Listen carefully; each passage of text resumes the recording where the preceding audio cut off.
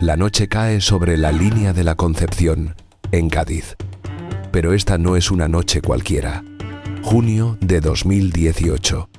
El aire está cargado de una tensión que se puede cortar.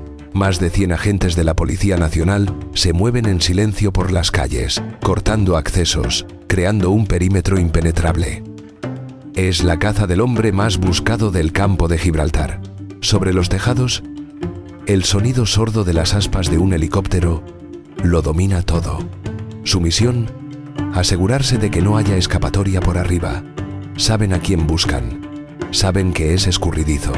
Llevan 19 meses persiguiendo su sombra. El objetivo es una casa. Dentro duerme Antonio Tejón Carrasco, alias El Castaña. El líder, junto a su hermano, del clan de narcotraficantes más poderoso de Europa. De repente, la noche se rompe, gritos, puertas que se revientan. Los agentes de élite asaltan la vivienda. Llevan años esperando este momento. Dentro, encuentran a su mujer y a su hija. La tensión es máxima. Cada segundo cuenta. Saben que un error puede costarles la operación. «Baja, baja para abajo», grita un agente. Se oye un «me cago en Dios». Ahogado por la adrenalina del momento, suben al piso de arriba. Y allí está. Lo tienen. Antonio Tejón, el hombre que controlaba el 70% del hachís que cruzaba el estrecho, es detenido. No se despliegan 100 agentes y un helicóptero para un delincuente cualquiera. La policía no estaba cazando a un hombre, estaba asediando a un rey en su castillo. Este despliegue de película era una declaración de guerra. Era la respuesta del Estado a la audacia de un clan que se había atrevido a todo, incluso a asaltar un hospital a plena luz del día para liberar a uno de los suyos. La detención de Antonio no era solo el final de una persecución. Era el principio del fin de un reinado construido sobre la droga, el miedo y la corrupción.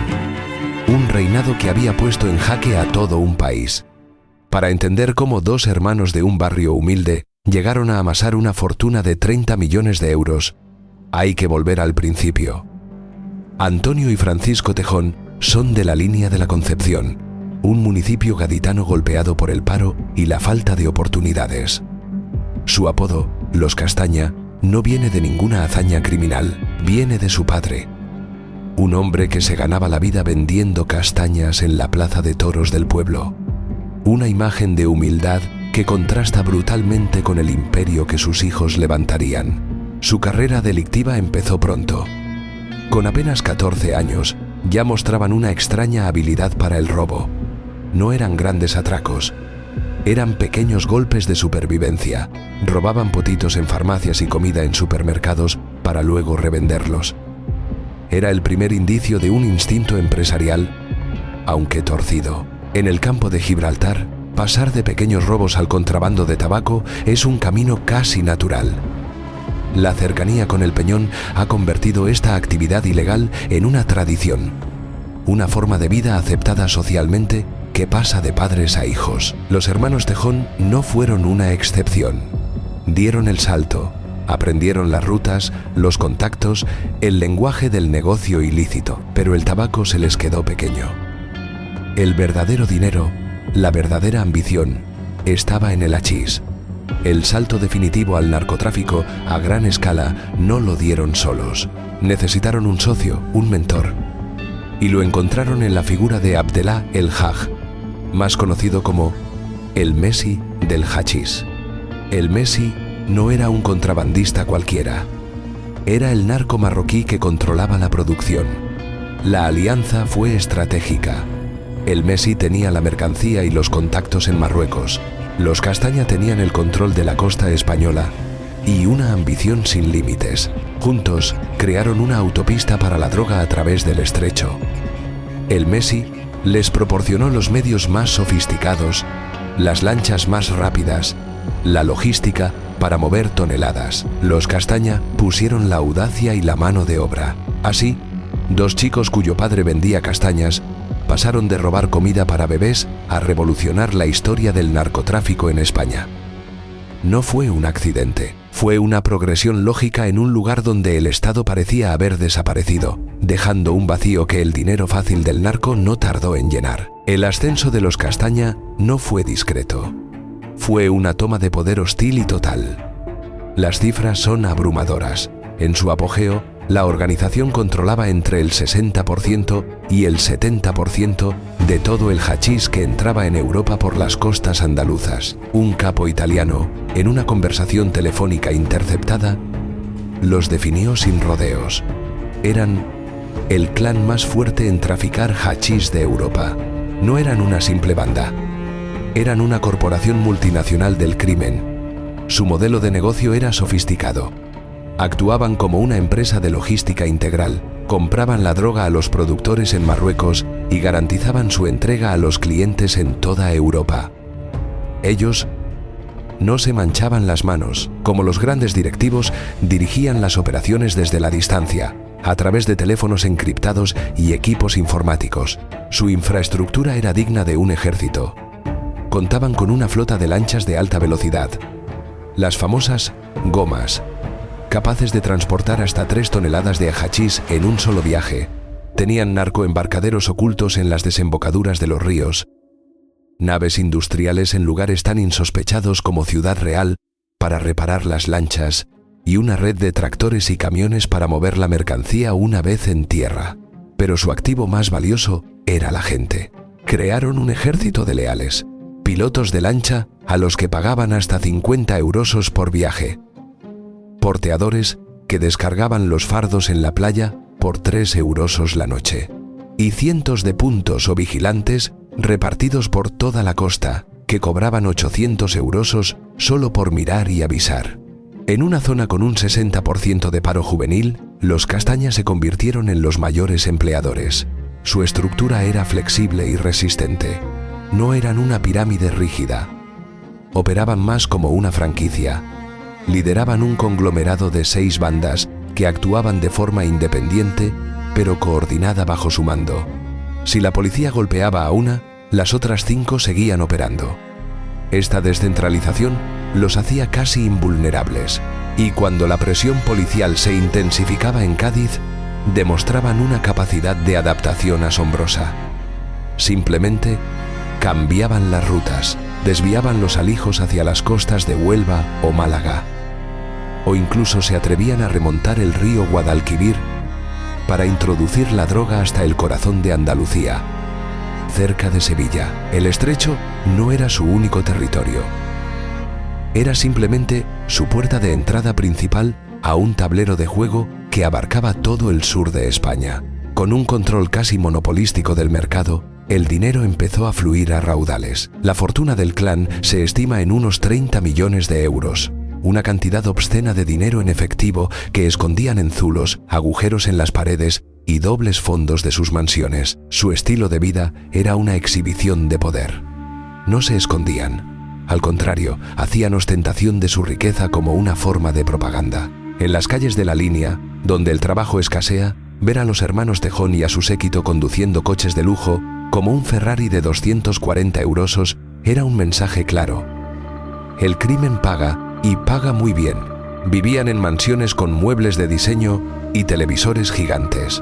Viajaban a Cuba, se alojaban en los mejores hoteles y no dudaban en coger un avión para ver un partido entre el Real Madrid y el Barcelona en el palco del Santiago Bernabéu. Organizaban fiestas legendarias con alcohol y prostitutas, a las que, según se dice, acudían incluso agentes de la ley. Pero tanto dinero en efectivo era un problema. Había que blanquearlo.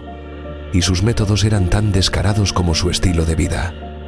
La anécdota más famosa es la de la primera mujer de Antonio Tejón. De la noche a la mañana, se convirtió en la persona con más suerte de España. Le tocó la lotería 6 veces en un solo mes. La técnica era simple y vieja. Localizaban a los ganadores de premios y les compraban los boletos premiados pagando una comisión. Perdían una parte del dinero, pero a cambio obtenían cientos de miles de euros completamente limpios y justificados. El tren de vida era insostenible sin levantar sospechas. La segunda esposa de Antonio llegaba a gastar 5 eurosos en un solo día en bolsos y ropa de marca. Para dar salida a tantos millones, crearon un entramado de negocios legales. Invirtieron en licencias de taxi, Abrieron gimnasios, restaurantes y chatarrerías, siempre a nombre de testaferros, amigos, familiares y sus propias mujeres que figuraban como empresarias de éxito mientras cuidaban de sus hijos en casa. Esta ostentación no era solo vanidad, era una estrategia de reclutamiento. Para los jóvenes de la línea, sin futuro ni esperanza, los Castaña no eran delincuentes, eran un modelo de éxito. Eran la prueba viviente de que había una alternativa a la pobreza, aunque esa alternativa implicara romper la ley. Su lujo no era un simple capricho, era el cebo con el que pescaban a la siguiente generación de narcos. La velocidad de sus lanchas y la lealtad de sus hombres eran importantes. Pero el verdadero pilar del imperio de los Castaña era otro: la corrupción. No se limitaban a esquivar a la policía, la compraron. Tenían agentes en nómina que les proporcionaban el activo más valioso en el mundo del crimen. El momento que destapó esta red de traición ocurrió en 2016. En un puesto de mando secreto en Algeciras, la tensión era palpable. Decenas de agentes de élite contenían la respiración, observando en silencio las pantallas que mostraban puntos GPS parpadeando sobre un mapa de la línea de la Concepción. Era la noche de la Operación Ronald, el golpe que debía ser definitivo.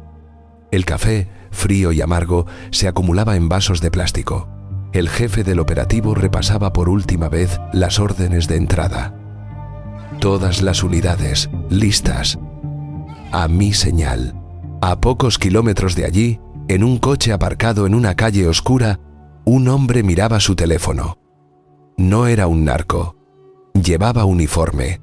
Con el corazón martilleándole en el pecho, marcó un número de un teléfono prepago.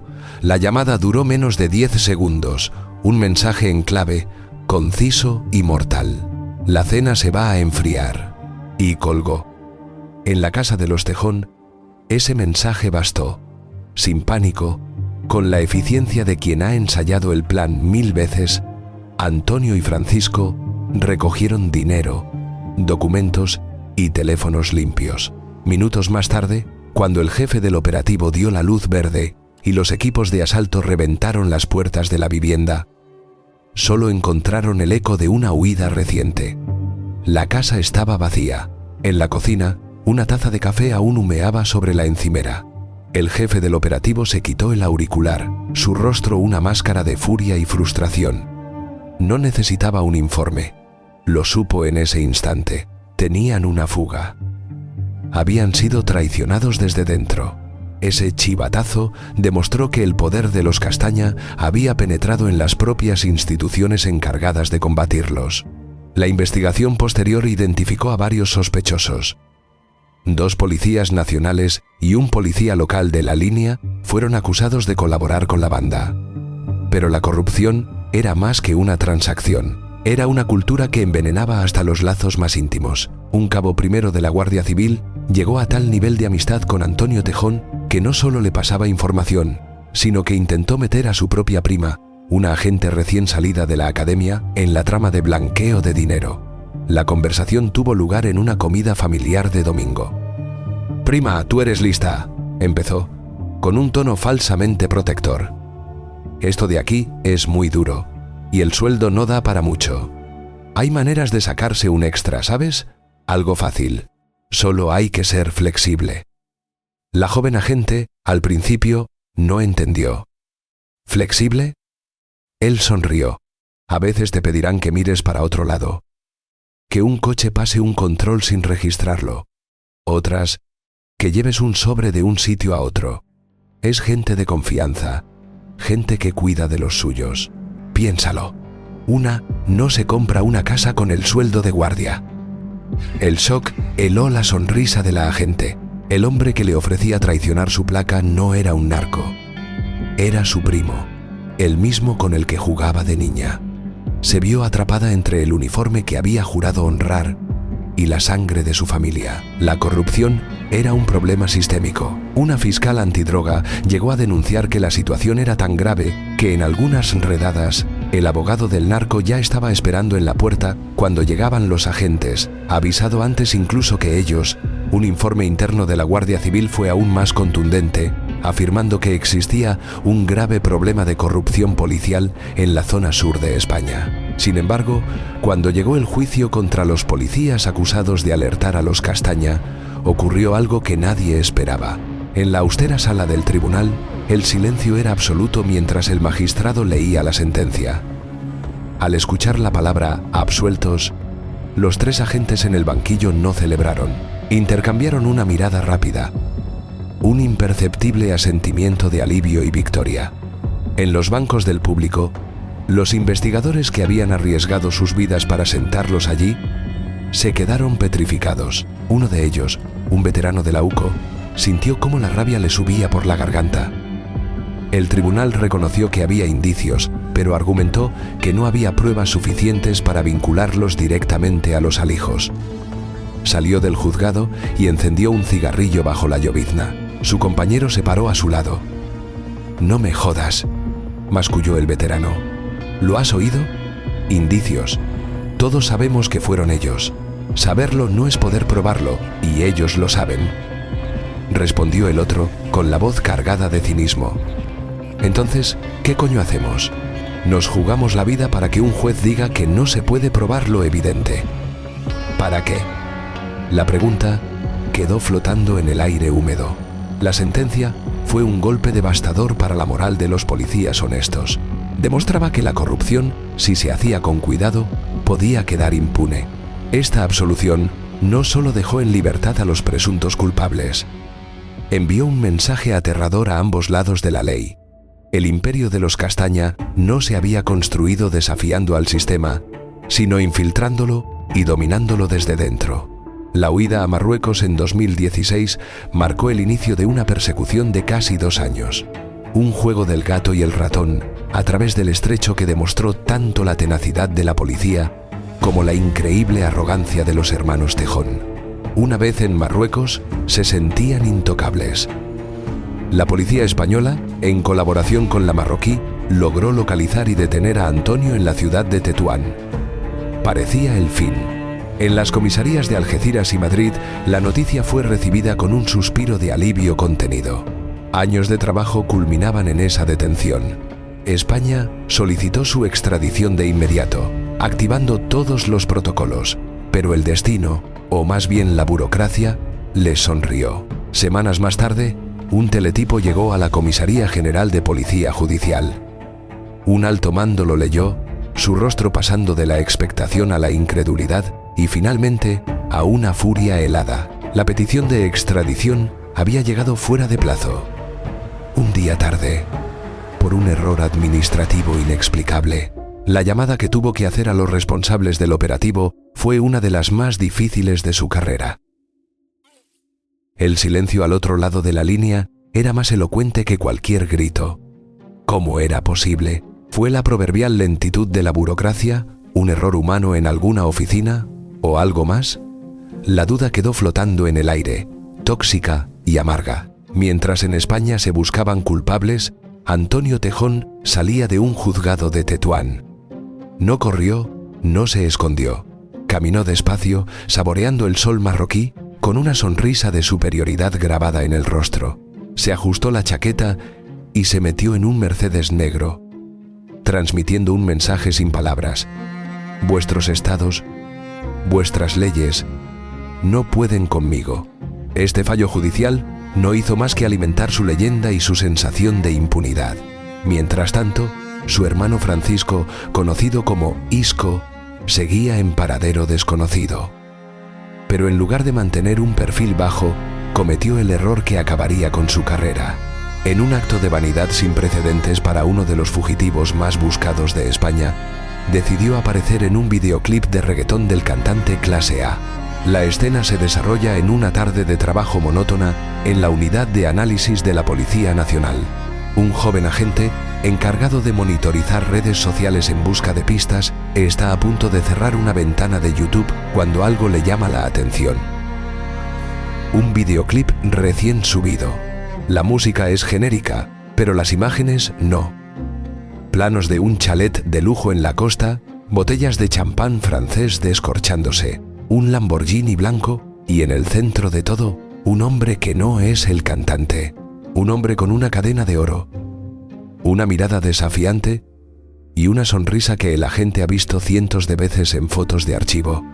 «Jefe», grita, sin apartar la vista de la pantalla. «Creo que he encontrado a Isco». En minutos, la sala se llena. Pausan la imagen. Es él. Le dan al play y el vídeo se convierte en una mina de oro. Isco brinda a cámara. Se baña en la piscina. Se rodea de su corte. Los analistas no ven a un narco de fiesta, ven pruebas. Para. Vuelve atrás. El reloj que lleva es una edición limitada. ¿Y ese de ahí? Es su lugarteniente. La matrícula del coche, tapada, pero el modelo y el color coinciden con un chivatazo. La casa, por la vegetación y las vistas, tiene que estar en la zona de Sotogrande. La vanidad de Isco, su necesidad de gritar al mundo que era intocable, se convirtió en su propia orden de captura. La provocación fue tan grande que la presión mediática y policial se volvió insostenible. La provocación fue tan grande, acorralado, y tras la detención de su hermano Antonio en el espectacular asalto de junio de 2018, Isco se vio sin salida. Pero la captura de los líderes no significó el fin de sus problemas con la justicia. El sistema judicial parecía una puerta giratoria para ellos. Antonio Tejón, incluso desde la cárcel, seguía dirigiendo operaciones. En julio de 2020, tras 2 años en prisión preventiva y sin fecha de juicio, la ley obligó a ponerlo en libertad bajo fianza. La mañana de su liberación, en la puerta de la cárcel de Albolote, en Granada, el aire era espeso y seco. El pesado portón metálico se abrió con un chirrido. Antonio Tejón dio un paso al exterior, parpadeando bajo el sol implacable. Inspiró hondo, un gesto casi teatral, el primer aliento de un hombre libre. A unos metros, sus abogados le esperaban junto a un coche. Una pequeña sonrisa de triunfo se dibujó en su cara, pero esa sonrisa se congeló a mitad de camino, antes de que pudiera dar un segundo paso. 2 vehículos oscuros, sin distintivos, frenaron bruscamente, cerrándole el paso. De ellos bajaron 4 hombres de complexión atlética. No hubo gritos ni sirenas. Uno de ellos, con una carpeta en la mano, se dirigió a él. Antonio Tejón. No era una pregunta. El abogado se interpuso. ¿Qué ocurre? Tiene derecho a irse. El agente de la Guardia Civil ignoró al letrado y miró a Tejón directamente a los ojos. Queda detenido por blanqueo de capitales y organización criminal. Tenemos una nueva orden. La cara de Tejón fue un poema. El triunfo se evaporó, dejando paso a la sorpresa, luego a la rabia y finalmente a una profunda y amarga resignación. El hombre que se creía por encima de la ley acababa de saborear la libertad durante apenas 30 segundos. El portón de la cárcel aún no había terminado de cerrarse. Este ciclo de fugas, errores de ego, capturas cinematográficas y liberaciones frustrantes pintaba el retrato de una lucha desigual, una donde los narcos jugaban con la arrogancia de quien se cree por encima de la ley, y la justicia respondía con la lenta pero implacable maquinaria del Estado. Abril de 2023. La sede de la Audiencia Provincial en Algeciras se prepara para un evento sin precedentes en la historia judicial de España.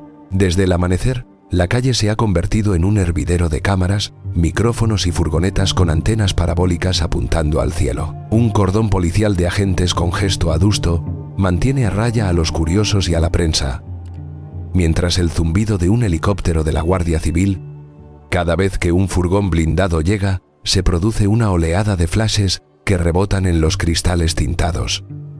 Dentro, el ambiente es de un caos controlado. La magnitud del proceso obliga a habilitar 2 plantas del edificio, instalar pantallas y acondicionar salas para poder acoger a los más de 150 acusados y sus respectivos abogados. Hay un murmullo constante, una mezcla de jerga legal, saludos nerviosos y el tecleo incesante de los periodistas. En las pantallas de vídeo, los rostros de decenas de acusados que no están físicamente presentes observan con una mezcla de aburrimiento y desafío. Es una escena surrealista. La mayor operación contra el narcotráfico de la historia del país, convertida en una gigantesca y burocrática videoconferencia. Sobre el papel, la acusación de la Fiscalía es demoledora. Pide para el clan penas que suman casi 2.000 años de cárcel y multas que superan los 16.000 millones de euros. Para el líder, Antonio Tejón, la petición es de hasta 20 años de prisión por dirigir la red, incluso desde la cárcel, e introducir al menos 9.000 kilos de hachís durante la pandemia. Pero antes de que los jueces pudieran escuchar el primer testimonio, el caso empezó a desmoronarse. La Fiscalía, enfrentada a la dificultad de un juicio tan complejo, no se enfrentaba a un rival, sino a un monstruo de 150 cabezas. Sostener una acusación individualizada para cada uno de ellos, desde el capo hasta el último punto que vigilaba la playa, era un coloso procesal con pies de barro. El riesgo de un colapso total era real. Bastaba una nulidad en una escucha telefónica, un testigo clave que se retractara por miedo, o la simple imposibilidad de probar que ese chico concreto sabía que la lancha que ayudó a botar llevaba 3 toneladas de hachís. Ante la perspectiva de un juicio eterno que podía acabar en una absolución masiva por un tecnicismo, los fiscales tomaron la decisión más pragmática y amarga: salvar los muebles. Llegaron a acuerdos con 62 de los acusados, que aceptaron penas menores a cambio de declararse culpables. A otros 20 se les retiró la acusación por falta de pruebas. El juicio del siglo se hacía más pequeño antes de empezar, no por debilidad, sino como una maniobra de supervivencia judicial. Tras meses de sesiones, en enero de 2024, llegó la sentencia. Y fue un jarro de agua fría para quienes esperaban una condena ejemplar. Para un agente de la UCO, que dedicó 3 años de su vida a la operación Dismantle, la noticia llegó en una alerta al móvil mientras tomaba un café. 6 años y 6 meses. Releyó la cifra varias veces, sintiendo un nudo de hielo en el estómago. Le vinieron a la mente las noches de vigilancia en un coche sin calefacción, el sabor a quemado de cientos de cafés, la tensión de las escuchas en directo, el peligro de las detenciones, todo ese esfuerzo, todo ese riesgo, toda esa montaña de pruebas para una condena que, con suerte, le tendría en la calle en un par de años. No era frustración, era algo más profundo, una sensación de inutilidad. La certeza de que el sistema para el que arriesgaba su vida era un chiste de mal gusto para los que realmente tienen el poder. La diferencia entre lo que se pedía y lo que se obtuvo es abismal. Pensemos en las cifras. El juicio comenzó con 157 personas en el banquillo. La Fiscalía pedía para todos ellos una suma increíble, casi 2.000 años de cárcel y multas por valor de 16.000 millones de euros. Pero la realidad fue otra. De esos 157 acusados, solo 97 fueron condenados, mientras que 39 quedaron absueltos. El caso de Antonio Tejón es el más llamativo. Se enfrentaba a una petición de entre 15 y 20 años de prisión, pero la condena final fue de solo 6 años y 6 meses. La multa solicitada para él era de más de 100 millones de euros. Al final, se fijó en apenas 2 millones. Para muchos, la sentencia fue una bofetada. Teniendo en cuenta el tiempo que ya había pasado en prisión preventiva y las posibles reducciones de condena por buena conducta, era muy probable que Antonio Tejón estuviera en la calle en poco tiempo. Con una fortuna de 30 millones de euros esperándole en Zulos, una condena de 6 años parecía más un coste empresarial que un castigo. Hagamos el balance de resultados desde la perspectiva del narco. Activos estimados: 30 millones de euros. Inversión para generar esos activos. Riesgo. Multa impuesta: 2 millones. Apenas un 6% del capital. Coste de personal: años de cárcel efectivos. Pongamos 3 años. El resultado es claro. Por una inversión de 3 años de su tiempo y un pequeño porcentaje de sus ganancias, asegura el resto de su imperio. La justicia no funciona como un castigo disuasorio, sino como un impuesto revolucionario que se paga para seguir operando. El macrojuicio, que debía ser el golpe de gracia al narcotráfico en el estrecho, terminaba con una pregunta inquietante. ¿Sale barato delinquir en España? La sentencia parecía ofrecer una respuesta contundente. La caída de los Castaña no trajo la paz al campo de Gibraltar. Solo creó un vacío de poder. La bestia descabezada se retorció y de su cuello no brotó una cabeza, sino una docena de serpientes más pequeñas, más hambrientas y más impredecibles. El control férreo del clan fue reemplazado por una guerra sorda y constante entre bandas anónimas que luchan por cada metro de playa, por cada contacto en el puerto. Ya no hay grandes tiroteos que abran los telediarios, sino un goteo incesante de violencia de baja intensidad. Coches calcinados al amanecer en un polígono, ajustes de cuentas en callejones mal iluminados y un miedo denso que se pega a las paredes de los barrios. El negocio no se detuvo. Como la cabeza de una hidra, en cuanto un líder cae, surgen otros para ocupar su lugar. El narcotráfico simplemente se fragmentó, volviéndose quizás menos espectacular, pero igual de persistente y mucho más difícil de combatir, porque los Castaña no eran la enfermedad, eran solo el síntoma más visible. La verdadera enfermedad es la pobreza, el abandono y la falta de futuro que asolan la comarca. Con un paro juvenil del 60%, el narcotráfico no es una elección para muchos jóvenes, es la única salida que ven. Pensemos en un chico de 16 años de La Atunara. Su día empieza en un piso de paredes húmedas, con el sonido de la televisión de fondo tapando el silencio de un padre que lleva años sin trabajar en la construcción. Abre la nevera y solo hay luz. En la calle, el contraste es brutal. Ve a los puntos, los vigilantes, chavales apenas un par de años mayores que él, con zapatillas de 300 eurosos y el último iPhone en la mano. Oye el rugido de un Audi de alta gama conducido por alguien que ni siquiera ha terminado la ESO. Ese dinero rápido, ese poder palpable, grita más alto que cualquier promesa de un futuro que nunca llega. El clan creó lo que algunos llaman un narcobienestar, un sistema económico paralelo que da trabajo y reparte dinero donde el Estado no llega. Francisco Mena, presidente de una coordinadora antidroga, lo resume de forma brutal. Si acaban con el narco, ellos van a la pobreza. Se cae la economía. Ese es el verdadero legado de Antonio Tejón. No son las toneladas de hachís ni los millones escondidos.